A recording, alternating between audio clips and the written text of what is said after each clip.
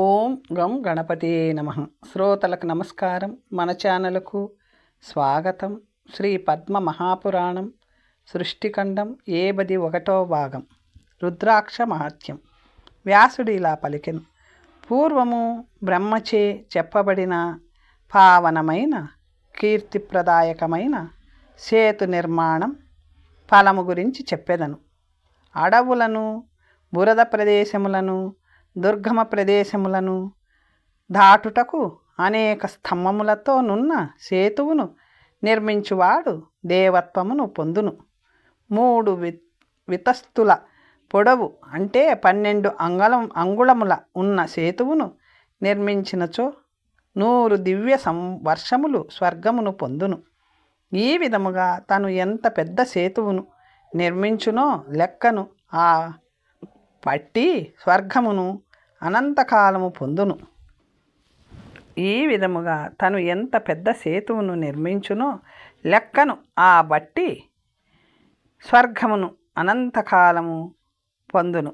ఒక్కోసారి పూర్వ జన్మ కర్మ ప్రభావము వలన స్వర్గము నుంచి పతితుడగును. అప్పుడు అతడు రాజుగాను, శ్రీమంతునిగాను, దుఃఖము లేనివానిగాను జన్మించును. బురద ప్రదేశంలో సేతువును నిర్మించువాని పాపములన్నీయు అనుదినము నశించును. ఆళి అనగా ఒక్కొక్క రాయిని పేర్చి పెట్టుట సక్రమముగా పొడవుగా కట్టిన సేతువు. ఈ రెండింటికి సమానమైన ఫలము లభించును. బుద్ధిమంతులు ధన ప్రాణ బుద్ధిని ఖర్చు పెట్టి కడతారు. పూర్వము జరిగిన పెద్దలకు సమ్మతమైన ఒక కథను నీకు చెప్పెదను విను. ఒక చోరుడు ఉగ్రుడై దొంగతనము చేయుటలో గొప్ప ఆసక్తిని కలిగి ఉండెను. ఒక బురద ప్రదేశము దాటుటకు అతడు కొన్ని రాళ్లను పేర్చి దానిపై కాలు పెట్టి దాటి గృహస్థుని ఇంటికి వెళ్ళి ధనమును అపహరించి అలాగే వెనుకకు వచ్చెను. ఆ మార్గమున తిరుగుతున్న వారికి బురదను దాటుటకు ఈ రాయిపై కాలు పెట్టి సుఖముగా దాటిరి. ఈ మడుగును సులభముగా దాటుటకు ఆ గో శిరస్సు ఒక్కటే ఆధారమైనది. ఈ విధముగా అతను ఏర్పరిచిన గో శిరస్సు చాంద్రాయణ కాలము ఉన్నది. ఆ దొంగ మరణించిన పిదప యమలోకమునకు వెళ్ళెను. చిత్రగుప్తుడు అతని పాపముల చిట్టా చూసి ఇతడు ధర్మమును ఎంతమాత్రమూ చేయలేదు. దేవతర్పణములు లేవు, పితృతర్పణములు చేయలేదు, తీర్థస్నానములు, బ్రాహ్మణ పూజ, దానము, పెద్దలను గౌరవించుట వంటివి ఎప్పుడూ చేయలేదు. జ్ఞానము సంపాదించలేదు. పరులకు హితకరమైన పుణ్యకార్యములను చేయలేదు. వీటిని చేతలలో కాదు కదా, మనసులో కూడా చేయలేదు. దొంగతనము, పరుల భార్యలను రమించుట, అబద్ధములాడుట, కొండెములు చెప్పుట, సాధువులను నిందించుట వంటి వందల వేల పాపములను చేసెను. ఆవులను దొంగలించెను. ఈ మాటలు విన్న యముడు కాలాగ్ని వలె ఉగ్రుడై, భటులారా, ఇతనిని శాశ్వత నరకమునకు తీసుకొని వెళ్ళండి అని పలికెను. అంతలో చిత్రగుప్తుడు దొంగ యందు దయ కలిగి, స్వామి, ఇతడు గోశిరస్సును పెట్టి దాటించిన పుణ్యం కొంచెము ఉంది. అతనిపై దయ చూపండి. ఇతను చేసిన పుణ్యకర్మల వలన అతడు 12 సంవత్సరములు భూమిపై రాజుగా ఉండటానికి అర్హుడు అని పలికెను. ఆ మాటలు విని ధర్మరాజు దొంగతో, దుష్టుడా, భూలోకమునకు వెళ్ళి 12 సంవత్సరములు సుఖంగా రాజ్యమును అనుభవించు. నీవు చేసిన పుణ్యము వలన రాజ్యమును అనుభవించి ఆ తరువాత శాశ్వతముగా నరకమును అనుభవించు అని పలుకగా దొంగ చేతులు జోడించి దుఃఖముతో యమధర్మరాజుతో ఇలా పలికెను. ఓ యమధర్మరాజా, దీనుడనైన నా యందు దయచూడు. ఈ విషయము భూమిపై జన్మించిన తరువాత నాకు జ్ఞాపకము ఉండేలా అనుగ్రహించు. ధర్మరాజు సరే, నా అనుగ్రహముతో నీకు విషయమంతా తెలుస్తుంది అని పలికెను. యముని భటులు అతనిని విడువగా అతడు భూమిపై సాలివాని బట్టలు నేయునని ఇంటిలో జన్మించిను. నేయు వాని ఇంటిలో జన్మించెను. పూర్వజన్మలో చేసిన కర్మఫలముగా అతడు పుట్టినది మొదలు 21 సంవత్సరముల వరకు గొప్ప దుఃఖమును అనుభవించెను. అదే కాలములో ఆ దేశాన్ని పాలించే రాజు మరణించెను. రాజుకు పిల్లలు లేకపోవడం వలన మంత్రులందరూ ఆలోచించి రాజు కాగల లక్షణములున్న వాని కోసం దేశమంతా వెతుకుచుంటిరి. అలా అందరినీ పరీక్షించి ఇతనిని ఎన్నుకొని రాజ్యమునకు తీసుకుని వెళ్ళి రాజుగా పట్టాభిషేక్తుని చేసిరి. రాజైన తరువాత ధర్మరాజు చెప్పిన ప్రకారము పూర్వము జరిగినదంతా అతనికి జ్ఞాపకం వచ్చినది. దుర్గమమైన ప్రదేశములలోనూ సేతువులను నిర్మించెను. బాటసారుల కోసం అనేక బావులను, తటాకములను, సరస్సులను నిర్మించెను. చెట్లను నాటించెను. తోటలను ఏర్పరిచెను. అనేక రకములైన యజ్ఞములు, దానములు, పుణ్యకార్యములు చేసెను.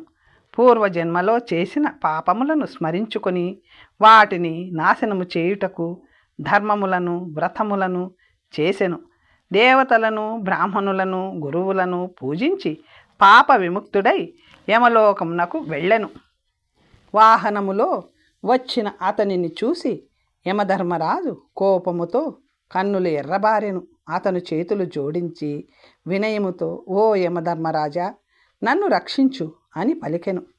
అంతట చిత్రగుప్తుడు, స్వామి, ఇతడు చేతలలోనూ ఆలోచనలలోనూ పునీతుడయ్యాడు. విష్ణులోకమునకు వెళ్ళుటకు అనుమతించండి అనెను.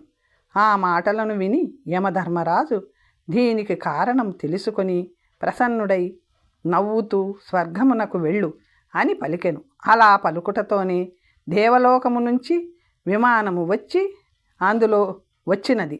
అందులో కూర్చొని శాశ్వత స్వర్గమును పొందెను. అందుకే చిన్న వంతెనను కట్టినను గొప్ప ఫలమును పొందును.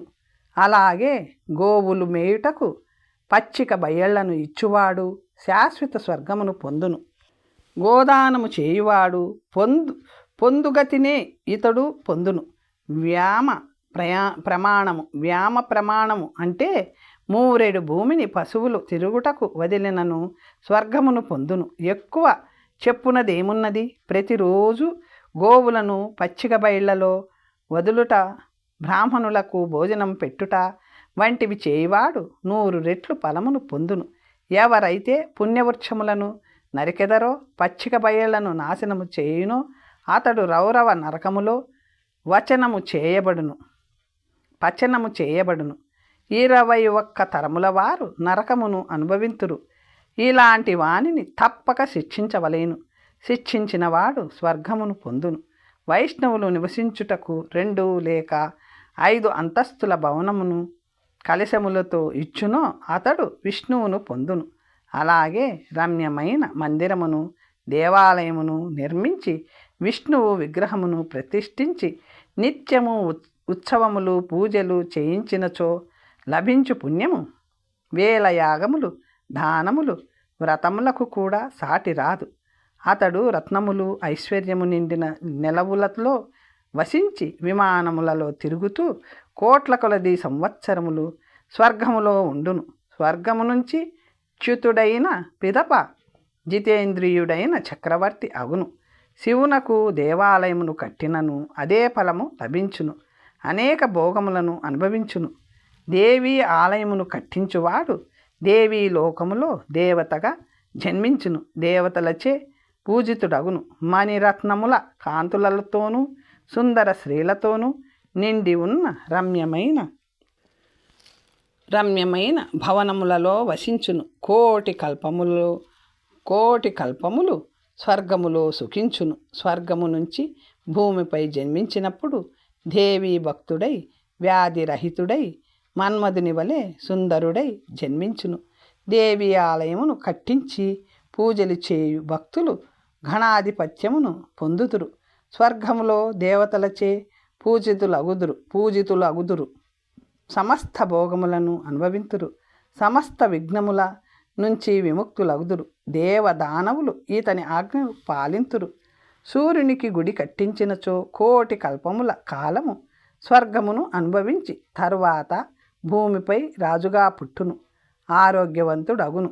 విష్ణువు మొదలు మిగిలిన దేవతలను పూజించుట వలన కలుగు ఫలమును వేరువేరుగా ఇప్పుడు నీకు చెప్పెదను. 1 నెల రోజుల కాలం నేతి దీపమును సమర్పించువాడు అనేక వేల దివ్య సంవత్సరములు స్వర్గములో దేవతలచే పూజితుడగును. నూనె దీపమును వెలిగించువాడు ముందు చెప్పిన ఫలములో సగము లభించును. నెల రోజుల పాటు జలమును సమర్పించినచో దేవుని సన్నిధిని పొందును. ధూపమును సమర్పించుట వలన గంధర్వుడగును. చందనము సమర్పించినచో 2 ఫలమును పొందును. కస్తూరి, అగరు మొదలైనవి సమర్పించినచో అనంత ఫలమును పొందును. పూలమాలలు సమర్పించినచో దేవతలకు అధిపతి అగును. చలికాలంలో పత్తి వస్త్రమును సమర్పించినచో సమస్త దుఃఖములు నశించును. వేసవి కాలములో తాపమును తగ్గించే వస్త్రములను సమర్పించినచో అతడు స్వర్గము నుంచి పతితుడు కాడు. శక్త్యానుసారము బంగారమును సమర్పించినచో స్వర్గములో పూజితుడగును. బంగారమునకు రత్నములను చేర్చినచో 10 రెట్లు అధిక ఫలమును పొందును. ఈ విధముగా శక్త్యానుసారము భగవంతునికి బ్రాహ్మణునికి సమర్పించినచో 100 యోజనముల విస్తారమున్న రాజ్యమునకు రాజగును. తిరిగి భూమిపై జన్మించి ప్రజారంజకముగా పాలించును. సువాసనా ద్రవ్యములను దానము చేసినచో సుందరుడు మంచి వక్త అగును. వక్కలు దానము చేసినచో అమృతము వలె తీయని స్వరము కలవాడగును. దాసీలను దానము చేసినచో కల్పకాలము స్వర్గమును పొందును. సంగీత వాయిద్యములను దానము చేసినచో గుణవంతుడై లోక సమ్మతుడై జన్మించును. నృత్య గీత శాస్త్రముల జ్ఞానముతో గంధర్వపతి అగును. దాసదాసీ జనముతో ఐశ్వర్యముతో ఉత్తమ స్త్రీలతో స్వర్గములో సుఖించును. గోవును దానము చేసినచో కల్పకాలము స్వర్గములో వసించును. భగవంతునికి విగ్రహమునకు గోవు పాలతో అభిషేకము చేసినచో కల్పకాలము స్వర్గములో వసించును. పెరుగుతో అభిషేకము చేసినచో 2 నెయ్యితో అభిషేకం చేసినచో 100 రెట్లు కంటే అధిక ఫలమును పొందును. షడ్రసములతో కారము, ఉప్పు, పులుపు, తీపి, వగరు, చేదు కూడిన ఆహారమును దానము చేసినచో రాజై పుట్టును. పాయసమును దానము చేసినచో ఋషి శ్రేష్ఠునిగా జన్మించును. అవిష్యాన్నమును దానము చేసినచో వేదశాస్త్రముల యందు పండితుడగును. శాకాహారమును దానము చేయుట వలన బ్రహ్మచర్య వ్రతుడగును. తేనెను దానము చేయుట వలన సౌభాగ్యమును పొందును. ఉప్పు, బెల్లము, చక్కెర వంటివి దానము చేయుట వలన లావణ్యమును పొందును. భగవంతుని విధి విధానముగా పూజించినచో స్వర్గమును ఆ తరువాత మిగిలిన లోకములను వరుసగా పొందును. భగవంతునికి ప్రదక్షిణ చేసినచో 100 దివ్య వర్షములు స్వర్గమును అనుభవించును. స్వయంభూనకు భగవంతునికి నమస్కరించువాడు లోక పూజితుడై స్వర్గమును పొందును. అందువలన ప్రతిరోజు భగవంతుని పూజించవలెను. భగవంతుని సొత్తును అపహరించినచో రౌరవ నరకమును పొందును. కీటకమై జన్మించును. నారాయణుని భగవంతుని పూజ కోసం ఇచ్చిన ద్రవ్యములను అపహరించువాడు తీసుకొనువాడు 1000 కోట్ల కులములతో బంధువులతో శాశ్వత నరకమును పొందును. నీరు, దీపము మొదలైన వాటి కోసం తీసుకున్న ధనమును లోభముతో తిరిగి ఇవ్వనిచో శాశ్వత నరకమును పొందును. భగవంతుని దాసిని అపహరించినచో శాశ్వత నరకమును పొందును. కామముతో నున్నవాడు ఇతరులతో కూడని వారితో రమించినచో పాపము వచ్చును. కానీ శివదాసిని నమించినచో నరకము నుంచి వెనుకకు రాడు. దేవద్రవ్యమును అపహరించినను శాశ్వత నరకమును పొందును. ఈ విధముగా చేసినచో దేవులుడు అంటే దేవతల ద్రవ్యంపై ఆధారపడువాడు నరకము నుంచి వెనుకకు రాడు. వేశ్యలు దుష్టులైనను వారిని ముట్టిన పాపము స్నానముతో పోతుంది. వేశ్యలు అనేక మందితో కలియుట వలన వారు అపవిత్రులు. అయితే పతివ్రత అయిన దేవతార్చన నిరతురాలైన వేశ్య అక్షయ స్వర్గమును పొందును. వేశ్య పక్కనే తిరుగుతున్నను తల్లి వలె భావించువాడు దేవలోకములో దేవతల వలె సమస్త భోగములను అనుభవించును. దేవతలకు దాసుడై ఆసక్తితో దేవతారాధన చేయువాడు లోకేశుడై దేవలోకములో గౌరవింపబడును. ఎవరు తన శక్త్యానుసారము దేవతామూర్తులకును మండపములను కట్టించునో వారు స్వర్గమును పొందును. గడ్డితో మంటపమును కట్టించినచో 1 సంవత్సర కాలం, కర్రలతో మంటపమును కట్టినచో 100 సంవత్సరముల, చెక్కతో కట్టించినచో 10,000 సంవత్సరముల, కాధిర మొదలైన కర్రలతో వాటితో కట్టించినచో 1,00,000 సంవత్సరములు స్వర్గములో సుఖించును. అందువలన మంచి రాళ్లతో గుడిని కట్టించువాడు ఎన్నో కోట్ల సంవత్సరములు స్వర్గమును అనుభవించును. అలాగే ఆ మంటపమును నాశనము చేయువాడు, భాగములను దొంగలించువాడు అన్ని సంవత్సరములు నరకమును పొందును. దేవతలకు గుడి కట్టించుట కంటే ఒక బ్రాహ్మణునికి ఇల్లు కట్టి ఇచ్చుట వలన 2 ఫలమును పొందును. శ్రోత్రియుడు బీదవాడు అనాథ అయిన బ్రాహ్మణునకు ఇల్లు కట్టించి ఇచ్చుట వలన అతడు స్వర్గము నుంచి వెనుతిరగడు. ఈ ఆఖ్యానమును వినువాడు స్వర్గమును పొందును. దీనిని చెప్పువాడు విష్ణు భక్తుల ఇంటిలో జన్మమును పొందును. రాజులు, ధనికులు మొదలైన వారి ఎదుట దీనిని చదివినచో మోక్షమును అవలంబించును. బ్రాహ్మణులు ఇలా పలికిరి: ఓ బ్రాహ్మణోత్తమ, మర్త్యలోకములో పుణ్యములలోకెల్లా పుణ్యమైనది, సులభమైనది ఏది? మునులు, తపస్సులు సులభముగా గౌరవింపదగిన పుణ్యము ఏది? చతుర్వర్ణాశ్రమముగా వారు గుణవంతులు, గుణహీనులు కూడా గౌరవించు పుణ్యము ఏది అని అడిగిరి. వ్యాసుడు ఇలా పలికెను: జీవులలోకెల్లా రుద్రాక్షను ధరించినవాడు శ్రేష్ఠుడు. అతనిని చూచినంత పాపరాశి అంతా నశించును.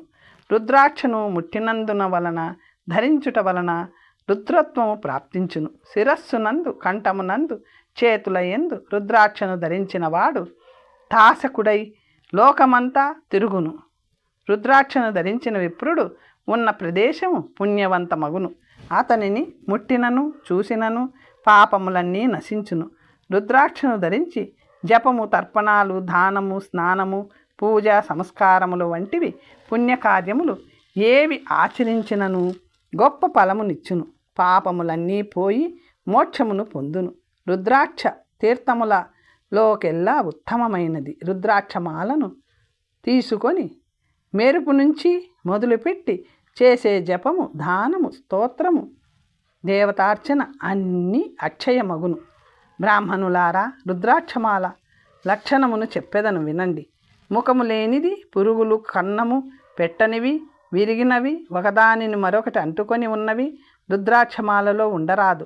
పూసలు తెచ్చి రుద్రాక్షమాలను స్వయముగా చేసుకొనుట ఉత్తమము. శూద్రుడు చేసిన మాలను వాడరాదు. రుద్రాక్షమాలను బొటనవేలు మధ్యలో పెట్టి పట్టుకొనవలేను. మెరుపు నుంచి మొదలుపెట్టి ఒక్కొక్క పూసను పట్టుకొని మంత్రమును జపించి తర్వాతి పూసకు జరుపవలేను. ఈ విధముగా తిరిగి మెరుపు పూసకు వచ్చునంత వరకు జపము చేయవలేను. లెక్క పెట్టకుండా చేసే జపము నిష్ఫలము. అలాగే ఇంకా ఎంత మిగిలి ఉంది అని ఆతృతతో పదే చూసుకుంటూ జపం చేయడము వలన ఫలము శూన్యము. దేవుని నామజపము సొంత మాలతోనే చేయవలేను. శుచి ప్రదేశములలో ఉండి జపము చేసినచో 1,000,000 రెట్లు ఫలమును పొందును. విష్ణు, శివ, గణపతి, సూర్య మంత్రములను శుద్ధమైన భూమిపై కానీ, పుణ్యవృక్ష మూలమునందు కానీ, గోవుల కొట్టములో కానీ జపించినచో అనంత ఫలమును పొందును. దేవీ మంత్రమును నిర్మానుష్య గృహములో కానీ, శవము ముందు కానీ, శ్మశానములో కానీ, 4 దారుల కూడలిలో కానీ జపించినతో సత్వర ఫలమును లభించును. వైదిక మంత్రములు, పురాణ మంత్రములు రుద్రాక్షమాలతో జపించినచో కోరిన ఫలము లభించును. రుద్రాక్షమాల నుంచి కారే నీరు శిరస్సుపై పడినచో అతడు సకల పాప విముక్తుడై అక్షయ పుణ్యమును పొందును. రుద్రాక్షమాలలో ఒక్కొక్క పూస, ఒక్కొక్క దేవత ఎవరైతే దానిని శరీరంపై ధరింతురో వారు దేవతా శ్రేష్ఠులగుదురు.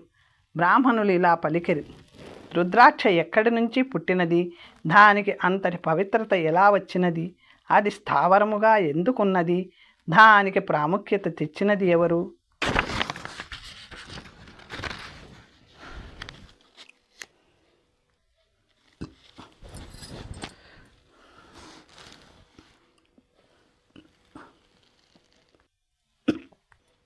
తండ్రి, రుద్రాక్ష ఫలమును తెలియగోరుచున్నాను. దానితో జపము చేసినతో, దానిని ధరించినచో, ముట్టినచో, దర్శించినచో లభించు ఫలము ఏమిటి అనెను. అప్పుడు శివుడు ఇలా పలికెను. మానవుడు రుద్రాక్షను ధరించినందువలన 1,00,000 రెట్లు ఫలమును పొందును. ముట్టినందువలన 1,00,00,000 రెట్లు ఫలమును ధరించుట వలన 10 కోట్ల రెట్లు పుణ్యమును పొందును. రుద్రాక్షమాలతో జపించుట వలన అనంతమైన ఫలము లభించును, సందేహము లేదు. జాతిహీనుడైనను పాపాత్ముడైనను పతితుడైనను రుద్రాక్షను ధరించుట వలన పాప విముక్తుడగును. మాంసాహారి అయిన జంతువు కూడా దాని కంఠంలో రుద్రాక్ష ఉన్నచో రుద్రత్వమును పొందును. ఇక మానవుల గురించి చెప్పున్నది ఏమున్నది? ధ్యానమునందు ఆసక్తి లేనివాడు కూడా రుద్రాక్షను ధరించినచో సమస్త పాప విముక్తుడై ఉత్తమ గతిని పొందును. కార్తికేయుడు ఇలా పలికెను. 1 2 3 4 5 6 7 8 9 10 11 12 13 14 ముఖములు గల రుద్రాక్ష సాక్షాత్తు శివుడే అని చెబుతారు. రుద్రాక్షకు రుద్రాక్ష ముఖములకు దేవతలు ఎవరు? వాటి గుణముల ఏమిటి? అందులోనున్న దోషములు ఏమిటి? వీటన్నిటినీ నా యందు అనుగ్రహముతో చెప్పవలేను అనెను. అప్పుడు ఈశ్వరుడు ఇలా పలికెను. ఏకముఖి రుద్రాక్ష సాక్షాత్ శివుడే. అది బ్రహ్మహత్యా దోషమును కూడా పోగొట్టును. అందువలన దానిని ధరించినచో పాములన్నీ నశించి శివలోకమును పొందును. ఎంతో పుణ్యము చేసిన వానికి మాత్రమే శివుని అనుగ్రహము వలన ఏకముఖి రుద్రాక్ష లభించును. 2 ముఖముల ఉన్న రుద్రాక్షను ధరించువాడు దేవదేవుని చేరును. గుహ్యముగా చేసిన పాపములు గోవధ పాపము కూడా పోవును. దాని ధరించుట వలన అక్షయ స్వర్గమును పొందును. 3 ముఖములు ఉన్న రుద్రాక్షకు అసలము అంటే అనలము అంటే అగ్ని అని పేరు. ఆచ్యమును అగ్ని దహించినట్లు ఈ రుద్రాక్షను ధరించిన వాణ్ణి పాపములన్నీ నశించును. శ్రీహత్య, బ్రహ్మహత్య మొదలైన ఘోర పాపములు కూడా తక్షణమే నశించును.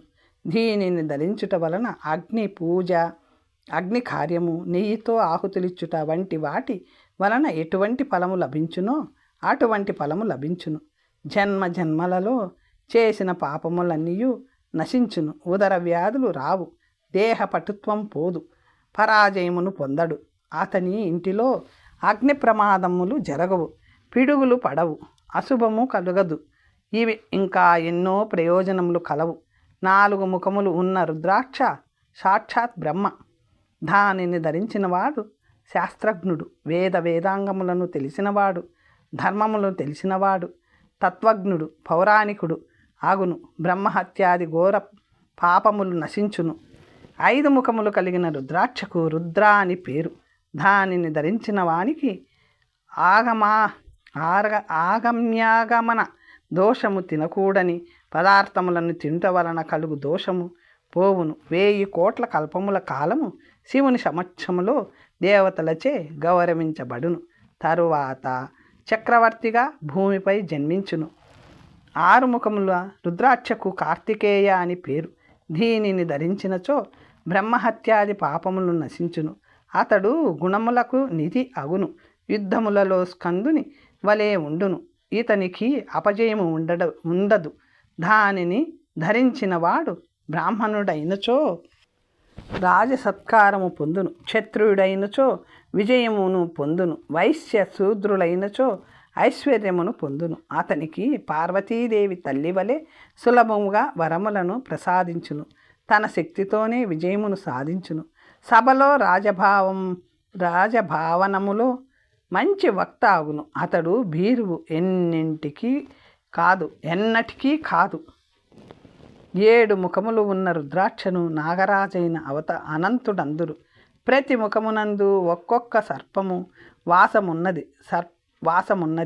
బహుపరాక్రమవంతులైన ఆ సర్పముల పేర్లు అనంత, కర్కోటక, పుండరీక, తక్షక, విశోల్బన, కారోష, శంఖచూడ, అనునవి దీనిని ధరించుట వలన శరీరములో విషము ప్రాకదు. నాగరాజు హరుడు కూడా ప్రీతి చెందును. బ్రహ్మహత్యాది ఘోర పాతకములు కూడా నశించును. దేవతలకు సమానమైన సుఖము 3 లోకములలోనూ లభించును. 8 ముఖముల రుద్రాక్ష గణాధిపతి అయిన వినాయకుడు. దీనిని ధరించుట వలన జన్మ జన్మలకు మూర్ఖుడుగాను, రోగిగాను, బుద్ధిహీనునిగాను పుట్టాడు. సమస్త కార్యములు నిర్విఘ్నముగా జరుగును. ఘనకార్యములను చేయును. ఘోర పాపముల నుంచి కూడా విముక్తిని పొందును. స్వర్గ సుఖములను పొంది తరువాత ఉత్తమ గతిని పొందును. 9 ముఖములు గల రుద్రాక్షను భైరవ అని అందురు. మోక్షదాయకమైన ఈ కపిలవర్ణ రుద్రాక్షను చేతికి ధరించినవాడు నాతో సమానుడగును. దీనిని ధరించుట వలన మహాపాతకమును నశించును. స్వర్గములో దేవతలచే పూజితుడగును. 10 ముఖములు రుద్రాక్షను ధరించినచో అతడు హరుని వలె ఉత్తమ వ్యస్యశక్తి కలిగి ఉండును. అతనిని చూచిన తక్షణమే సర్పములు పారిపోవును. 11 ముఖములు గల రుద్రాక్షలో 11 మంది రుద్రులుందురు. దీనిని సదా శిరస్సునందు ధరించవలెను. దీనిని ధరించిన వారు 1000 అశ్వమేధములను, 1,000 యజ్ఞములను, 1,00,000 గోవులను దానము చేసిన ఫలమును పొందును. ఈ లోకములో అతడు హరుని వలె ఉండి పునర్జన్మ పొందడు. 12 ముఖముల రుద్రాక్షలో 12 మంది ఆదిత్యులు ఉందురు. దీనిని ధరించినచో సూర్యుడు తృప్తి చెందును. దీనిని అంతములో ధరించవలెను. అశ్వమేధాది యాగములు చేసిన పుణ్యమును పొందును. అగ్ని మరియు వ్యాధుల నుంచి భయము లేదు. ఐశ్వర్యమునంద ఆనందములు కలుగును. భీదిరకమును ఎన్నడూ అనుభవించడు. దీనిని ధరించుట వలన జంతువులను చంపిన పాపము పోవును. 13వ ముఖములు ఉన్న రుద్రాక్షను రుద్రుడందురు. సుఖమును ప్రసాదించును. కోరిన కోరికలు సిద్ధించును. సుధాసిద్ధి, రసాయన సిద్ధి, ధాతు సిద్ధి, భగవంతుని పాదుకా సిద్ధి మొదలైనవన్నీ ఈ రుద్రాక్షను ధరించిన వారికి సిద్ధించును. ఘోర పాపములు చేసిన వాడు కూడా పాప విముక్తిని పొందును. శాశ్వత స్వర్గమును పొందును. 14 ముఖములు కలిగిన రుద్రాక్షను తలయందు కానీ చేతులయందు కానీ ధరించుట వలన దేవతలచే గౌరవింపబడును. దీని విషయములో ఎక్కువగా చెప్పుట వలన ప్రయోజనము లేదు. పుణ్యాత్ములు మాత్రమే దీనిని ధరింతురు. కార్తికేయుడు ఇలా పలికెను, స్వామి, ఏ రుద్రాక్షలు ఏ మంత్రం చెప్పి ధరించవలేను? దానిని ధరించు విధానము ఏమిటి అనెను. అప్పుడు ఈశ్వరుడు ఇలా పలికెను, ఓ కార్తికేయ, ఇంతవరకు నేను చెప్పినది మంత్రము లేకుండా ధరించుట వలన లభించే ఫలములు. మంత్రము ఉచ్చరిస్తూ ధరించినచో దాని ఫలము చెప్పుటకు సాధ్యము కాదు. ఇప్పుడు మంత్రములను చెప్పేదను. 1 ముఖము ఉన్న రుద్రాక్ష ధరించినప్పుడు ఓం రుద్ర ఏక వక్త్రాయ నమః, రెండింటికి ఓం కం ద్విం వక్తాయ నమః. 3 ముఖములు ఉన్న రుద్రాక్షకు ఓం పుం త్రి వక్రతాస్య, 4 ముఖములకు ఓం హ్రీం చతుర్వక్తాయ నమః. 5 ముఖములు ఓం హ్రాం పంచవర్తాయ నమః. 6 ముఖములు రుద్రాక్షను ధరించినప్పుడు ఓం హూం. 7 ముఖములకు ఓం హాం హ్రాహ. సప్తవక్తాయ 8 ముఖములకు ఓం కం. 9 ముఖములకు ఓం జూం. 10 ముఖములకు ఓం ఛం. 11 ముఖములకు ఏకాదశ వక్తాయ నమః. ఓం శ్రీం. 12 ముఖములకు ద్వాదశ వక్తాయ నమః. 13 ముఖములకు ఓం ఛాం త్రయోదశ వక్తాయ నమః. వక్తాయ మా. 14 ముఖములకు ఓం రాం చతుర్దశ వక్తాయ నమః. ఓం సాం. ఓం నాంబ్రం అని జపించి కంఠమునందు ధరించవలేను. దీని వలన ఎంతో ఫలము లభించును. అందువలన ప్రయత్నపూర్వకంగా రుద్రాక్షను ధరింపవలేను. దీనిని విన్నవాడు చెప్పువాడు రుద్రాక్షను ధరించుట వలన పొందు ఫలమును పొందును, స్వర్గమోక్షమును పొందును. రుద్రాక్షను ధరించి మరణించువాడు రమ్యమైన నగరమునకు వెళ్ళి అక్కడ దేవతలచే గౌరవించబడును. పూర్వము మారుదేశములో ఒక వ్యాపారి ఉండేవాడు. అతడు వ్యాపారార్థము బయటకు వెళ్ళినప్పుడు అతనిని చెట్టుపైనున్న ఒక స్త్రీ ప్రేతము పీడించెను. అతని ముందు నాట్యము చేసినది. అది చూసిన ఒక బ్రాహ్మణుడు ప్రేతముతో చిరిగిన వస్త్రములను ధరించి, దుఃఖితురాలవైన నీవు ఎవరు అని అడుగగా ప్రేతము ఇలా చెప్పినది: ఈ వ్యాపారి మీద పిడుగుపడి మరణించునని దేవదూతలు చెప్పగా విన్నాను. అతడు అలా మరణించిన పిదప నాకు భర్త ఆగును. ప్రేతము చెప్పినట్లే నెత్తిపై పిడుగుపడి వ్యాపారి నేల కూలాడు. అలా పడుతున్నప్పుడు అతడు రుద్రాక్షపై పడ్డాడు.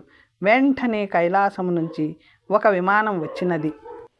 వ్యాపారి అందులో కూర్చుని సుఖముగా వెళ్ళి ఎంతో కాలము నా లోకములో నుండెను. నా అనుగ్రహము వలన అతడు తిరిగి ఐశ్వర్యవంతుడై జన్మించును. రుద్రాక్ష ముక్కతో కూడా సంబంధం కలిగి మరణించువాడు ఉత్తమ గతిని పొందును. ఇక రుద్రాక్షను ధరించినచో దాని మహిమను చెప్పుటకు సాధ్యము కాదు. ఎవరైతే రుద్రాక్షమాలను ధరించి మరణింతురో వారు శైవుడైనను, వైష్ణవుడైనను, గణపతి భక్తుడైనను, సూర్యుని భక్తుడైనను ఉత్తమ లోకములు పొందును. దీనిని చదువువాడు, చదివి వినిపించువాడు, చెప్పువాడు, విన్నవాడు సకల పాప విముక్తుడై స్వర్గమును పొందును. తర్వాత కథ వచ్చే భాగంలో తెలుసుకుందాం. నమస్తే.